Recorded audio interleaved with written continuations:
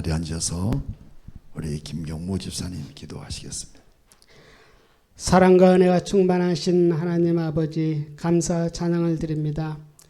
오늘은 5월 가정의 달 첫째 주일을 맞이하여 기쁘고 즐거운 마음으로 하나님의 성전을 찾아온 하나님의 자녀들을 기쁘게 받으시며 축복하여 주옵소서. 아멘.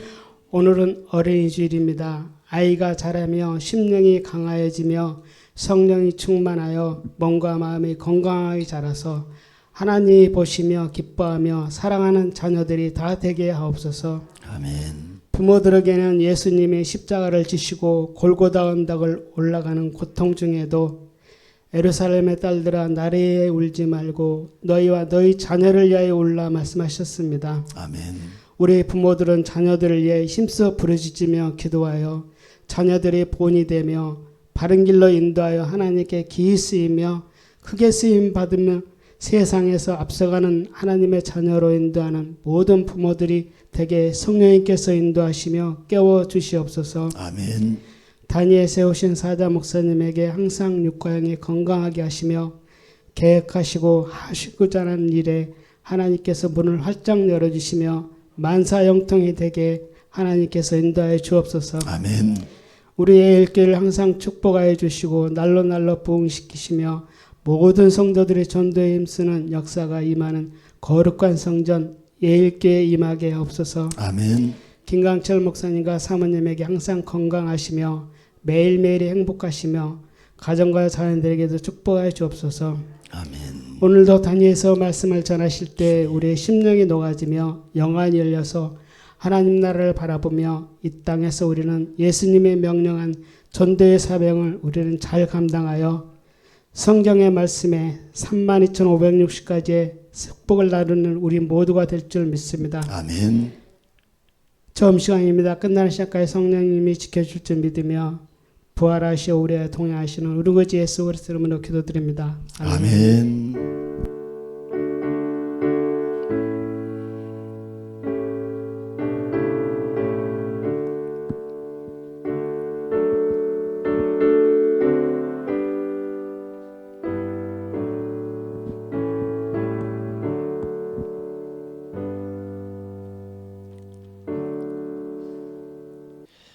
오늘 말씀은 스데반의 말씀 선포.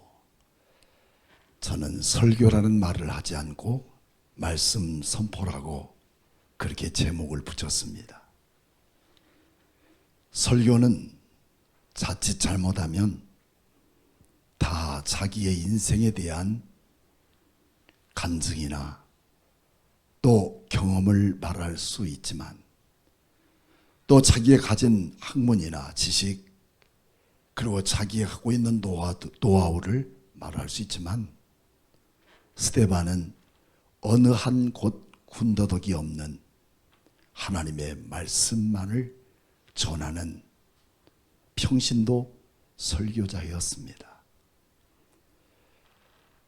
아침에도 오늘 7장 전부 읽는다 했더니 60장을 전체요? 하는 분도 있습니다.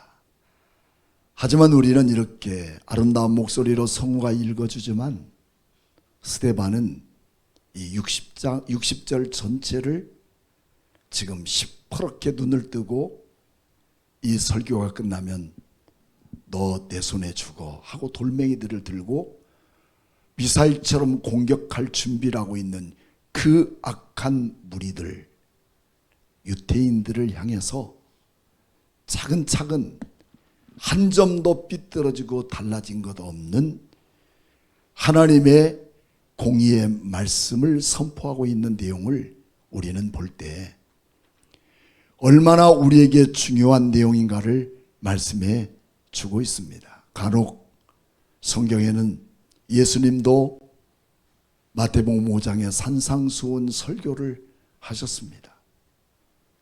베드로도 사도행전 초입에 그의 설교를 두 편 하게 됩니다.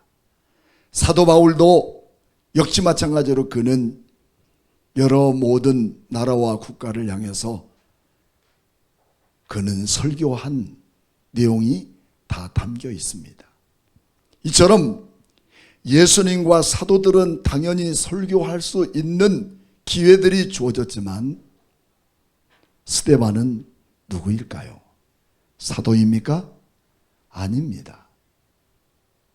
7 집사 중에 한 명으로서 그 유대인들의 잘못되고 삐뚤어지고 타락된 그들 앞에 세워두고 성령이 충만한 그 믿음을 갖고 담대히 이 주님의 복음을 전하는 내용이 오늘 사도행전 7장에 전체되어 있죠. 특별히 사도행전 7장에 있는 내용들은 사도가 아닌 스데반이 복음을 전했지만 여호수아도 마찬가지로 가나안 땅에 들어가서 여호수아 23장과 24장을 어쩌면 스데반이가 설교했던 것처럼 동일하게 설교를 하는 그런 내용을 우리는 볼 수 있고, 역시 마찬가지로 다윗도 시편을 통해서 이런 내용을 말씀하게 되어집니다. 이 내용은 여러분 잘 아시는 것처럼 창세기서부터 시작해서 출애굽기, 레위기, 민수기, 신명기, 여호수아, 사사기, 그리고 사무엘 상하, 그리고 열왕기 상하까지 왕정시대까지 내려가면서 그 설교에 대한 부분을 간략하게 압축해서 중요한 내용을 말씀하고 있는 것이 스데반의 설교입니다. 오늘 여러분, 왜 우리는 이렇게 스데반이 중요한 내용을 선포하는 일에 있어서 우리는 7장을 빼놓지 않고 전체를 우리가 더듬어 볼 수 있었던가 하는 것입니다. 그 중요한 것은 여러분, 유대인들에게는 가장 중요한 2가지 사건이 있습니다. 여러분, 우리 민족에게도 중요한 민족얼이 있습니다. 옛날에 공화국 때 민족의 얼을 세울 수 있는 국민 교육 헌장이라는 것을 우리 대한민국 어린이뿐만 아니라 어른들까지 다 외워야만 했습니다. 나는 민족 중흥의 역사적 사명을 띠고 이 땅에 태어났다 하면서 우리 대한민국 사람이 어떻게 이 땅에 태어나서 무슨 일을 할 것인가, 이 대단한 그런 우리 민족에 대한 정체성을 말할 수 있는 그런 날들은 그때뿐이었다고 저는 생각해요. 하지만 유대인들도 마찬가지로 이스라엘들도 가장 이스라엘 사람들로서 정통적인 유대인에 대한 참된 정체성이 무엇이냐를 오늘 유대인들은 이 사도행전 7장을 통해서 말씀하고 있는 것을 저는 압축해서 2가지를 전하고 싶어 하는 거죠. 하나는 아브라함이라는 사람이고 또 하나는 율법이라는 거죠. 여러분, 아브라함은 누굴까요? 아브라함이 누구예요? 여러분, 주일학교 아이들에게도 아브라함이 누구냐고 물으면 바로 대답이 나옵니다. 믿음의 조상이다. 그렇게 우리는 쉽게 말합니다.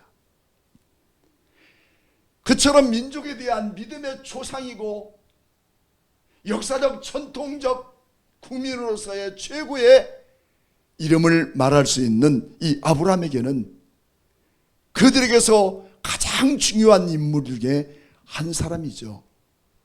그래서 아브라함은 그의 출신 성분이 누구냐는 것을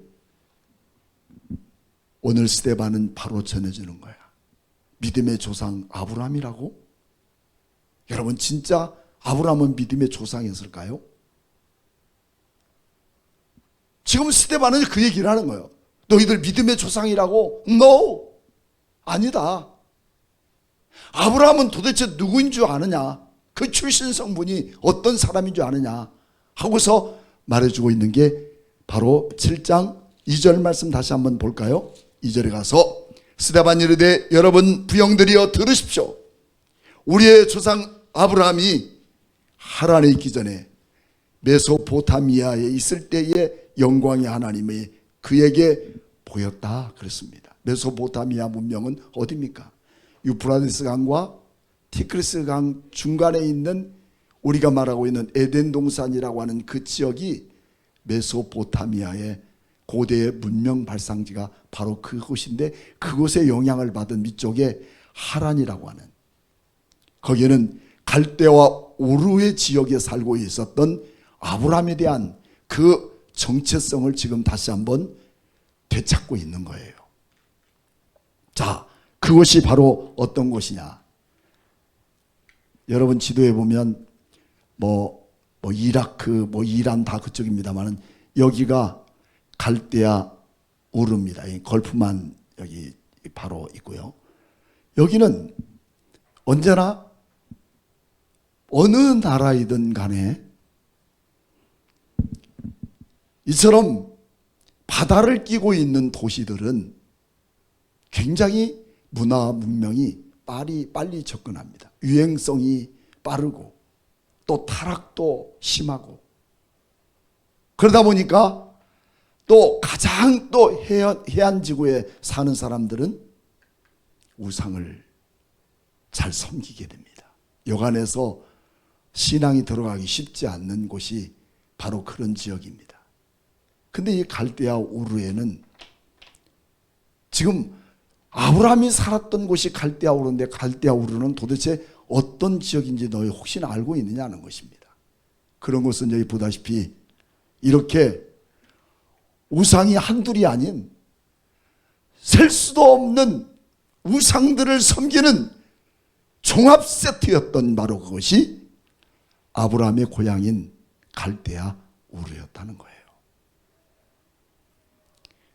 하기 때문에 이런 모든 지역에 이 넓은 이스라엘을 분포하고 있는 모든 지역 속에 갈대아 우르라고 하는 것은 여기뿐만 아니라 그 다음에 이집트에도 얼마나 무서운, 얼마나 많은 우상들을 섬기고 있다는 것을 어렸을 때부터 이들은 우상에 굉장히 익숙해 있고, 우상에 대한 그런 마음을 두고 있는 나라들이 어느 나라라는 것을 너무나도 잘 알고 있는 그런 바로 지역에 살고 있었던 아브라함이었던 것이죠. 어마어마하죠. 그 우상의 정체는 매우 심각한 인류의 타락을 조작하는 일을 행했던 것이 바로 이런 우상들이었던 거죠. 그곳에서 우상을 섬기던 아버지 테라 밑에서 아브라함은 성장했던 것을 우리는 볼 수가 있습니다. 그랬던 아브라함을 불러서 하나님의 나라 국가를 만들기로 작정했던 겁니다. 여러분, 어느 나라든 국가가 형성되는 조건이 세 가지가 있는데 혹시 기억합니까? 첫째는 국가가 만들어지기 위해서는 뭐가 있어야 되죠? 국민이 있어야 합니다. 두 번째는 법이 있어야 합니다. 세 번째는 땅이 있어야 돼요. 국가가 있어야 돼요. 땅이 없는 지금도 나라들도 얼마나 많은지 몰라요. 소속도 안 돼 있는, 땅이 없는, 국가가 없는 그런 나라들은 국가라고 말할 수가 없는 거야. 그래서 이처럼 국민이 있어야 되고 법과 주권이 있어야 되고 그리고 땅이 있어야 돼만 국가 형성되는데, 우리 하나님은 창세기 12장을 통해서 하나님의 나라 국가를 만들어갈 계획을 세우기로 작정했습니다. 그러면서 누구를 불러서 국가를 만들까 생각하다가 하나님은 아까 얘기했던 갈대아 우르의 우상 단지로 섬기고 있던 아브라함의 한 사람을 부르십니다. 아브라함아, 너 오늘부터 우상을 섬기는 네 아버지의 본토 친척 아비집을 떠나 내가 내게 지시할 땅으로 가거라. 물론 아브라함은 순종하지만 또 순종하지 못하는 부분들도 함께 있었습니다.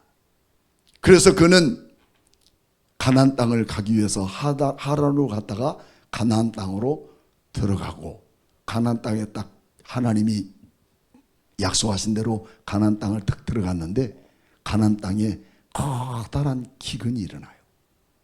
아니, 본토를 떠나서 여기까지 왔는데 먹고 살 것이 없는 기근이라니.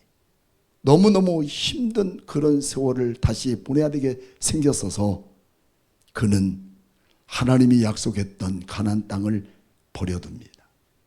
여러분, 때때로 하나님이 명령하시고 하나님이 여러분들에게 가르쳐 주신 곳곳에도 우리에게 평안한 일만 있지 않다는 거예요. 때로는 어려움도 있고 고난도 있고 고통이 있는 거예요. 주와 함께 가고 주님과 동행하는 모든 일에는 형통한 일만 생기는 거 아닙니다. 만사 형통이 아니에요. 그 속에는 언제나 주님과 함께 할 수 있는 십자가의 고통도 우리에게 있다는 걸 여러분 믿으실까요? 그 고통을 통해서 나를 나되게 만들고 나를 미래에 더 큰 소망을 갖게 되는 축복의 길을 열어가는 가장 귀한 키워드인 것을 우리는 알아야 됩니다. 참고 인내하고 무릎 꿇고 그 십자가를 짊어질 수 있는 그 담대함이 주어질 때 하나님은 그들을 통해서 또 다른 역사를 이루어가는데 아브라함은 거기에 머물지 않습니다. 너무 힘들고 어려우니까 어디로 가느냐? 남쪽인 이집트로 도망을 가죠. 도망을 가는데 그때 당시에 아브라함의 아내 사레는 너무나 아름다운 여자였어요. 절세 미인이었죠. 그래서 아브라함은 지금 고민이 되는 거야. 내가 만약에 이집트 땅을 가게 되면 내 부인이라고 한다면 아마 분명히 아내가 너무 이쁘니까 그 아내를 뺏기 위해서는 어떻게 될까요? 남편을 죽여야 되겠죠. 자기가 죽게 되는 그런 두려움이 생기니까 모든 사람들이 그렇게 얘기했습니다. 이 여자는 내 아내가 아니라 누이다. 누이는 동생이죠. 여동생이다. 그렇게 소개를 했어요. 그것이 어디까지 전해졌냐면 여러분 이집트의 왕 파라오라고 하는 바로의 왕까지 그 소식이 들리게 된 거야. 그래 그 나라가 깜짝 놀란 거예요. 세상에 어떻게 이렇게 예쁜 여자가 우리나라에 입성할 수 있었는가. 모든 남자들이 초토화로 다 쓰러집니다. 바로도 쓰러졌습니다. 그 여자를 데려가 봐라. 이 여자가 누구냐니까 내 누이 동생입니다. 그래? 그럼 나에게 다오. 그래서 그 여자를 돈을 많이 주고 아브라함에게 많이 주고 자기 부인으로 취하는 그날 저녁에 하나님께서 바로에게 나타나셔서 너 저주를 받을래 죽을래 빨리 이 아내를 돌려주라 하는 말 때문에 깜짝 놀래가지고 난리가 벌어진 겁니다. 하나님께 지금 혼나야 할 사람은 바로일까요? 아니면 아브라함일까요? 거짓말한 아브라함이잖아요. 자기 아내마저 책임지지 못하고 지키지 못하는 여러분 남자들 요즘 많아요. 그래서 바로가 그 아내를 취한 것뿐인데 바로가 지금 엄청 하나님께 저주를 받고 지금 혼이 나고 있는 거예요. 근데 여기에 놀라운 비밀이 하나 있어요. 이 바로라는 사람은 여러분 잘 알죠? 바로가 누군지? 바로란 사람은 이름이 아니에요. 이름이 아니라 그 나라의 모든 왕들마다 주어지는 명칭이 바로예요. 근데 이 바로는 왕이라는 칭호를 갖고 하늘의 신을 섬기는 호루스라고 하는 그런 명칭을 갖고 있고 또 태양신을 섬기는 라의 아들이라고 하는 명칭을 갖는 이름이 뭐냐면 바로라는 이름입니다. 그래 명칭이죠. 바로라는 명칭 아래 나라의 왕들마다 새로 왕이 되면 너는 바로야, 바로야, 파라오야, 람셋이야 이렇게 그 사람의 명칭을 주는 거예요. 그것은 뭐냐? 너는 이 땅의 나라를 통치하고 다스릴 왕이지만 하늘의 신과 그리고 태양신이 너를 섬기는 신의 아들로 내가 너를 임명하노라 하는 뜻입니다. 그렇기 때문에 여러분 모세는 하란에서 살았기 때문에 이 바로라고 하는 나라, 다시 말하면 이집트란 나라 속에 주어진 이 바로의 이름을 여러분 모를 리가 없어요. 그들은 우상을 섬기는 사람들이기 때문에. 그랬던 아브라함이 앞에서 그 유명한 태양의 신의 아들이요, 또 내지는 하늘의 신의 아들인 이 우상의 숭배자인 이 바로가 하나님 앞에 쩔쩔매고 얻어 터지고 급하게 아브라함을 불러서, 야, 너 왜 이런 얘기를 나한테 하지 않아서 하면서 자기 아내를 다시 되돌려주면서 돌아가게 만드는 이런 일을 누가 보게 됩니까? 아브라함이 보게 되는 거야. 이것을 바로 하나님은 그 유명한 최고의 하늘의 신과 그리고 태양의 신인 그 신이라고 여기는 최고의 명성 높은 신의 가문이 있는 그런 우상도 아브라함은 보게 되는데 하나님 앞에 쩔쩔매는구나. 와, 하나님 앞에서 어떤 신도 존재할 수 없구나 하는 것을 비로소 아브라함은 거기서 발견하게 됩니다.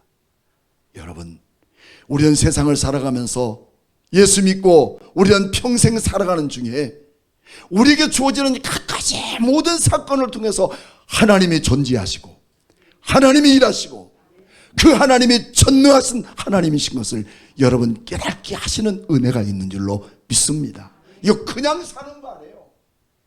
하나님 우리를 이 땅에 그냥 보내두시는 거 아니에요.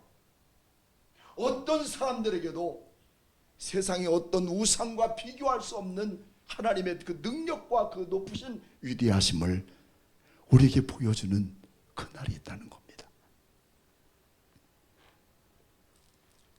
그랬던 아브라함이었어요. 여러분, 믿음이 있었나요? 여러분, 그래도 믿음의 조상이에요? 아니에요. 믿음 털털 털린 인생입니다. 너무 믿음이 없었던 그는 여러분 창세기서부터 시작해서 마치 창세기 14장에 올 때까지 아브라함은 믿음을 보여줄 게 아무것도 없어요. 그래서 하나님은 창세기 15장으로 넘어오면서 드디어 아브라함을 불러서 약속을 합니다. 내가 도대체 나는 너와 무슨 일이 있는 줄 아느냐. 창세기 15장 5절 말씀에 아브라함을 이끌고 밖으로 나가서 이르되, 아브라함아, 너 하늘을 우러러 무별이 셀 수 있나 봐라. 그때는 전기불도 없기 때문에 여러분 얼마나 하늘의 별들이 진짜 그야말로 술을 놓은 듯 밝겠습니까? 하늘에 LED를 켜놓은 것처럼 밝은 숫자를 바라보면서 너 그 별들을 셀 수 있느냐?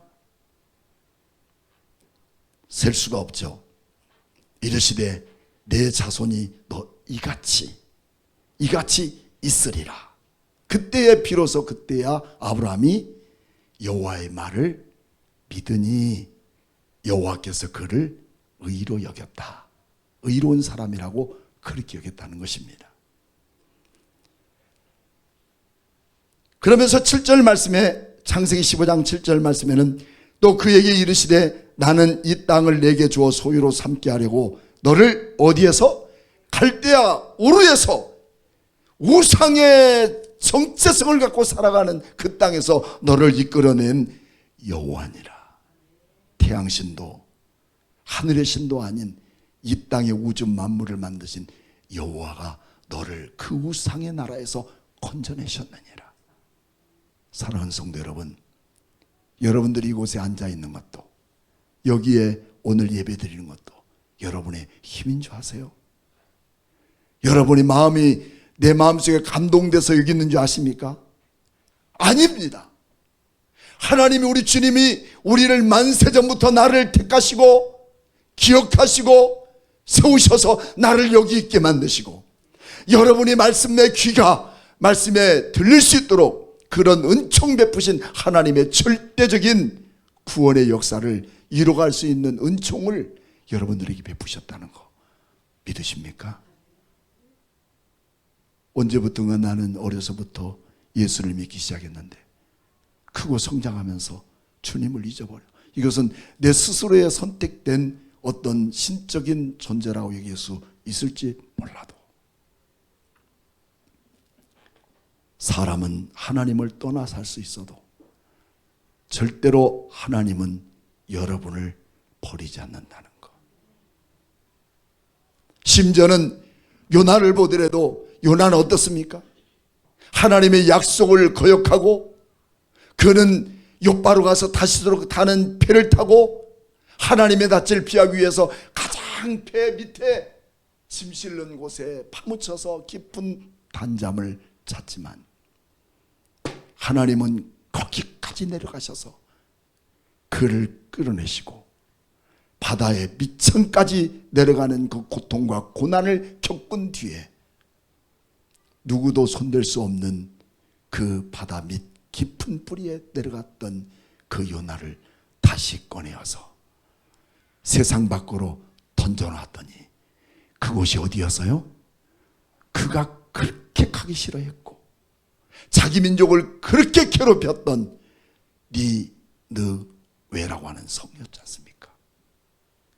하나님을 떠나서 우리가 이 세상에서 나라는 존재를 인정할 수 있는 곳은 없다는 거예요. 그러므로 우리는 하나님과 동행하는 삶이 얼마나 큰 축복인가. 어째 아멘 안 하셔요? 여러분 축복 안 받았어요?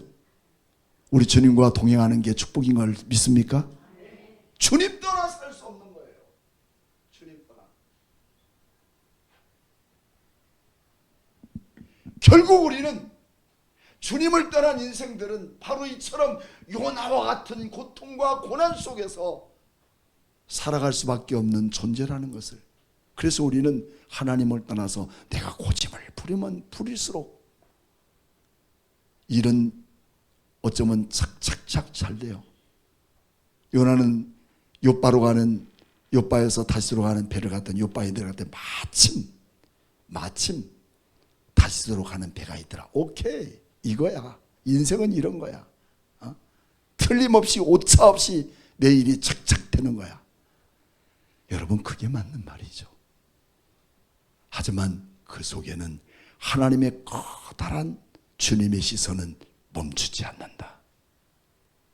이상하네. 멈추지 않는다. 그리고 우리 주님이 그를 추적하기 시작해서 결국은 그 고통 가운데 그를 끌어내 하나님의 거룩한 사명을 감당할 때까지 그를 사용하는 거 보십시오. 여러분 주님의 손에 붙들려짐을 믿습니까? 사람의 손에 붙들려지면 실패합니다. 하지만 우리 하나님의 손에 붙들린 그 어느 누구도 우리 주님의 손에서 빼앗을 자가 없다. 주님의 손에 붙들려지기를 축복합니다. 이것이 가장 큰 축복이라는 사실을 우리에게 말해주고 있는 거예요. 이는 그래서 믿음 하나 없었던 이 아브라함은 하나님이 직접 이처럼 자연을 펼치고 가르쳐 주신 시청각 교육을 통해서 마음속에 하나님을 알 수 있는 믿음이 생겼더라. 그래서 믿음을 가졌으므로 그로 인해서 넌 믿음이 없고 너는 진짜 볼만한 것 아니고 보잘것없는 인생은 아니지만 보잘것없는 인생이지만 내가 너를 믿음의 사람이라고 칭했노라. 오늘 여러분들도 마찬가지입니다. 내가 대단하십니까? 내가 유명합니까? 하지만 우리 하나님은 나를 불러서 나를 부르신 이도 하나님, 나를 여기에 세우신 이도, 나를 있는 그곳에 여기에 멈추게 하신 이도 누구시냐면 우리 하나님이십니다. 그것은 나를 통해서 거룩한 사명을 부어주시고 거룩하고 위대한 역사를 이루기를 원하시는 하나님의 그 놀라운 계획이기에 그 자리에 있게 하심을 감사하고 주님께 붙들려지는 거룩한 축복이 오늘 여러분에게 함께 있기를 축복합니다. 이제 하나 끝났는데 언제 끝날까 걱정하시는 분이 있어서 제가 여기까지만 설교하도록 하겠습니다. 그러나 여러분 중요한 사실, 유대인들은 이렇게 아브라함을 믿음의 조상으로 여겼고 또 다음에 나타나는 율법에 대한 부분을 우리에게 말씀해 주고 있는데, 이렇게 위대한 아브라함을 철저하게 그들은 신앙의 신봉으로 삼았던 그들에게 지금 스데반은 아브라함 볼품없는 사람이었어. 너희가 그렇게 마치 종교의 대부처럼 여기지만 그는 볼품없는 믿음 없는 사람이었으나 하나님이 그를 통해서 거룩하게 쓰이려고 불렀을 뿐이다라고 오늘 우리에게 소개하고 있는 내용을 우리는 보게 됩니다. 사랑하는 여러분, 오늘 우리가 여기 있는 것도, 내가 서 있는 것도 나는 아무것도 아닙니다. 그러나 우리 하나님 앞에 붙들려서 여기 있게 된 것은 주님의 은혜요, 주님의 큰 축복이기에 내가 살아가는 동안, 내가 숨쉬는 동안 오직 내가 부르짖을 수 있는 유일한 한 가지는 예수만을 섬기고 주님만을 바라보고 나를 믿음의 의로 세운 우리 하나님만을 바라보고 끝까지 나가기를 원하는 야무진 우리의 고백과 함께 찬양하는 우리의 모든 성도들 위해 우리 하나님이 끝까지 내 인생 책임져 줄 걸 믿고 믿음으로 승리하는 여러분과 저가 되기를 주님의 이름으로 축복합니다.